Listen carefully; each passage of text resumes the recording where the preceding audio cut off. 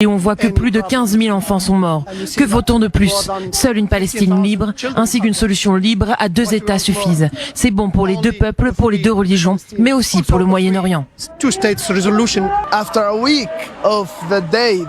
Une semaine après le jour de la Nakba, une semaine après le 15 mai, nous sommes ici aujourd'hui avec une autre Nakba. La Nakba de l'injustice, la Nakba du tribunal aveugle. Cette cour a dû faire son travail et prendre des mesures qui ne visent ni à arrêter ce génocide, ni à demander des comptes aux gens ici.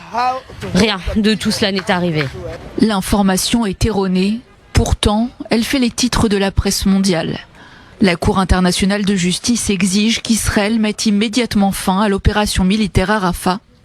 Or le texte, s'il maintient la pression de la CIJ sur Israël, n'empêche pas le pays de mener son incursion et de se défendre, à une condition: que l'action de Tsahal dans la ville gazaoui ne soit pas de nature à anéantir la population qui s'y trouve.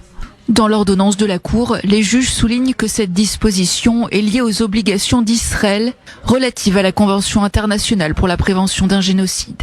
Israël dénonce donc un faux récit porté largement par la communauté internationale.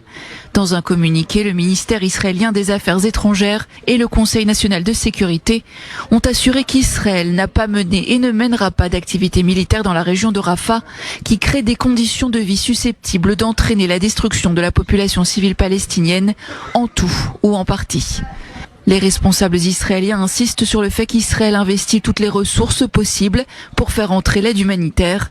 Un pays aux intentions génocidaires, maintient l'État hébreu, ne prendrait pas les précautions prises par Israël, et ce depuis le début de la guerre. L'ordonnance ne concerne par ailleurs que la ville de Rafah et non pas la bande de Gaza dans son ensemble. L'Afrique du Sud devrait sans doute défier à nouveau Israël et comparaître devant le tribunal une 5e fois. La CIJ a déjà fixé le calendrier pour la suite des discussions.